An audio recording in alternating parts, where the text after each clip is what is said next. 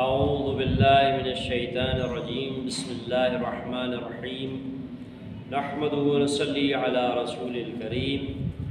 وعلى آل الطیبین الطاہرین واللعنة على اعدائهم من اول دار العبد العابدین اما بعد بسم اللہ الرحمن الرحیم۔ احکام دین سیکھنے کا ہمارا سلسلہ ہے، اس میں ہم احکام حائض کو پہنچے ہیں۔ تو جو عورت حیض رکھتی ہے، اگر وہ حیض سے پاک ہو جاتی ہے تو اب اس کے پاس پانی کم ہے، یا تو وہ صرف وضو کر سکتی ہے اتنا پانی ہے، یا وہ صرف غسل کر سکتی ہے اتنا پانی ہے۔ ان دونوں میں سے ایک کے لیے ہے، وضو اور غسل دونوں کے لیے نہیں ہے۔ تو اب اگر اتنا پانی ہو کہ غسل کے لیے کافی ہو تو ضروری ہے کہ غسل کرے، اور بہتر ہے کہ وضو کے لیے بدلے میں تیمم کرے۔ لیکن اگر وضو کے لیے پانی کافی ہو تو بہتر ہے کہ وضو کرے، اور ضروری ہے کہ غسل کے بدلے میں تیمم کر لے۔ لیکن یہاں پر ایک اور صورت یہ ہے کہ یعنی پانی اصلاً ہے ہی نہیں، نہ تو وضو کے لیے پانی ہے اور نہ ہی غسل کے لیے پانی ہے، تو اس صورت میں ضروری ہے کہ غسل کے بدلے میں تیمم کر لے، اور وضو کے بدلے میں بھی بہتر ہے کہ تیمم کر لے۔ اب یہاں پر مسئلہ یہ آ جاتا ہے کہ حیض سے پاک ہونے کے بعد عورت نے حیض کے ایام میں جو نمازیں نہیں پڑھی ہیں تو ان کی قضا اصلاً نہیں ہے، نہ تو اس وقت اس کی نمازیں صحیح تھیں اور نہ ہی ابھی اس کی نمازوں کی قضا کرنا واجب ہے۔ لیکن جو روزے اس نے نہیں رکھے ہیں، مثلا ماہ رمضان کے روزے، یا وہ روزے جو کسی منت وغیرہ کی وجہ سے معین دن میں، مقرر دن میں رکھنا ضروری تھے، مقرر وقت میں رکھنا ضروری تھے، اور وہ مقرر وقت حیض کے ایام کے دوران آ جاتا ہے، تو اس صورت میں ان دونوں کی قضا کرنا واجب ہوگا۔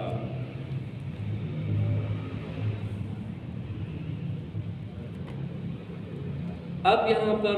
اگر نماز کا وقت داخل ہو جاتا ہے اور اس عورت کو یقین ہے کہ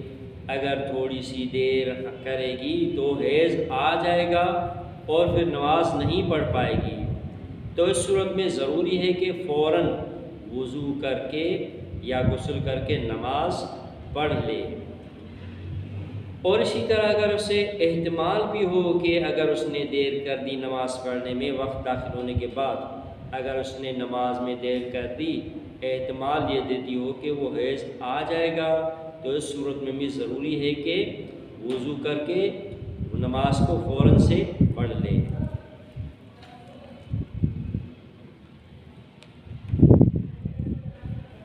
اب مسئلہ یہاں پر یہ آتا ہے کہ اول وقت میں عورت نماز نہیں پڑھتی اور اتنا وقت گزر جاتا ہے کہ جو واجب نماز اس کے لیے پڑھنا ضروری تھا اس کی مقدار کے مطابق وقت گزر جاتا ہے اور اس کو حیض آ جاتا ہے، تو اس صورت میں کیا حکم ہے؟ یہاں پر ہم یہ کہہ سکتے ہیں کہ اگر عورت مسافر نہیں ہے اور اسے 4 رکعتی نماز پڑھنا ضروری ہے مثال کے طور پر، اور 4 رکعت نماز پڑھنے جتنا وقت گزر گیا، یعنی 4 رکعت نماز اور طہارت وغیرہ جو حاصل کرے گی وہ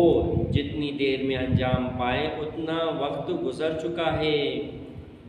اور سے حیض آ گیا ہے، تو لازمی ہے کہ اس نماز کی قضا کرے گی۔ اور اسی طرح اگر کوئی عورت مسافر ہے تو طہارت کے بعد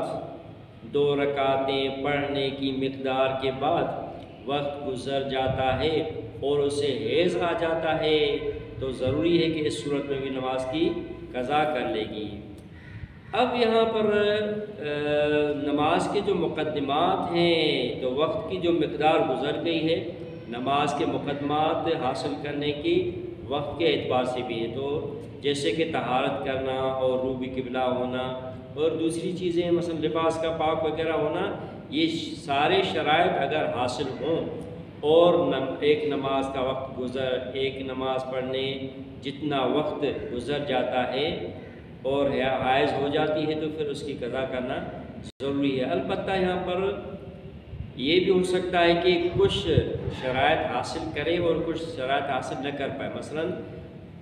اس کے پاس اتنا وقت ہے کہ صرف وضو کر کے اور فوراً نماز پڑھ سکتی ہے 1 رکعت یا 2 رکعتیں، اور پھر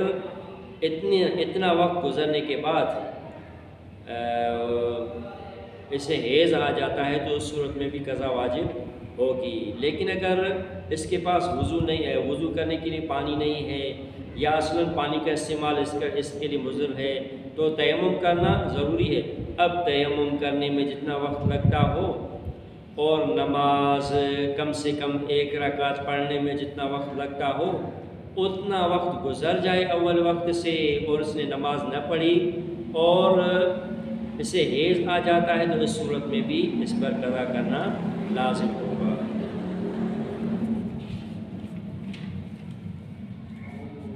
اب یہاں پر ہم آتے ہیں کہ آخر وقت کے اعتبار سے ایک عورت کے ایام حیض ختم ہو جاتے ہیں اور حیض اس کا ختم ہو گیا، یعنی وہ حیض سے پاک ہو گئی ہے دن کے آخری وقت میں، لیکن آخری وقت جو بچا ہے اس میں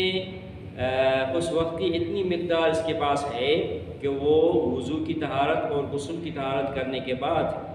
لباس وغیرہ کی طہارت حاصل کرنے کے بعد، شرمگاہ کی طہارت حاصل کرنے کے بعد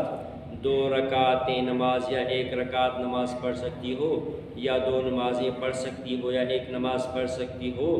اور اتنا وقت گزر گیا اور اس نے نماز نہیں پڑھی، تو اس صورت میں بھی اس عورت پر واجب ہوگا کہ ان نمازوں کی قضا کرے۔ مثلا اگر 1 نماز کا وقت گزر گیا تو 1 نماز قضا کرنی ہوگی، اور 2 نمازوں کا اگر وقت گزر جاتا ہے تو دونوں نمازیں قضا کرنا اس پر لازم ہوگا۔ لیکن اگر اتنا وقت اس کے پاس نہ ہو، یعنی 1 نماز کی 1 رکعت نماز پڑھنے جتنا وقت اس کے پاس نہ ہو، تو پھر اس کی قضا کرنا لازم نہیں ہوگا۔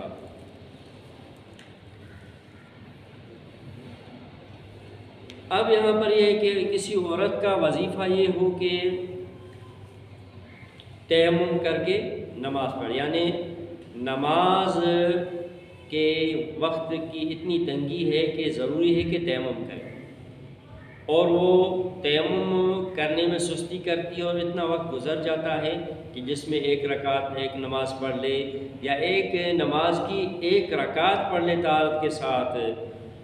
اور وہ نہیں پڑھتی، حیض آ جاتا ہے، تو اس صورت میں بھی ضروری ہے کہ اس نماز کی قضا کرے۔ اور اسی طرح وہ عورت جس کا فریضہ ہی تیمم ہو، وقت کی تنگی کی وجہ سے نہیں بلکہ کسی اور وجہ سے، مثلا پانی کا استعمال اس کے لیے نقصان دہ ہو اور اس کے لیے فوراً نماز پڑھنا ضروری ہو، تو اس صورت میں بھی ضروری ہے کہ وہ تیمم کی طہارت حاصل کر کے نماز کو پڑھ لے۔ اور اگر وہ نماز نہیں پڑھتی اور وقت گزر جاتا ہے تو اس صورت میں قضا کرنا لازم ہوگا۔ اب یہاں پر یہ صورت پیش آ جاتی ہے کہ کوئی عورت شک کرتی ہے،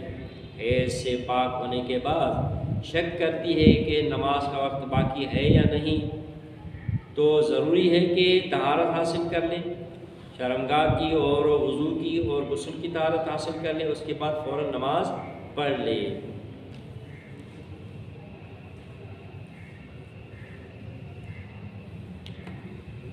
اب یہاں پر جو عورت خون حیض سے پاک ہو گئی ہے لیکن وہ خیال کرتی ہے کہ ابھی وقت بچا ہی نہیں ہے اتنا کہ کہاں سے میں طہارت کر کے وضو کر کے غسل کر کے اور شرمگاہ کی طہارت حاصل کرنے کے بعد نماز پڑھ پاؤں گی، نہیں پڑھ پاؤں گی، تو اس صورت میں وہ نماز نہیں پڑھتی۔ لیکن بعد میں معلوم ہوتا ہے کہ اتنا وقت اس کے پاس تھا، وضو غسل کی طہارت باقی طہارتیں حاصل کرنے کے بعد وہ ایک پوری نماز یا ایک نماز کی 1 رکعت پڑھ سکتی تھی، تو اس صورت میں بھی واجب ہے کہ اس نماز کی قضا کرے۔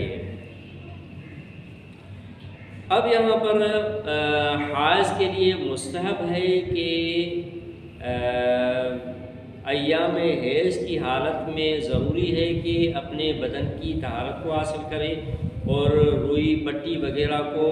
بدل لے اور وضو کر لے، اور جائے نماز پر بیٹھ کر اللہ کا ذکر کر لے، یہ کام سب اس کے لیے مستحب ہے۔ اور اسی طرح ذکر کے لیے تسبیحات اربع کو انتخاب کرنا مستحب ہے۔ اب یہاں پر کچھ چیزیں حائض کے لیے مکروہ ہیں، مثال کے طور پر قرآن کا ہاتھ چھونے کے بغیر، یعنی دور سے قرآن کو دیکھ کر قرآن کی آیات کا تلاوت کرنا مکروہ ہے۔ اسی طرح قرآن کا اپنے ساتھ رکھنا اس کے لیے مکروہ ہے،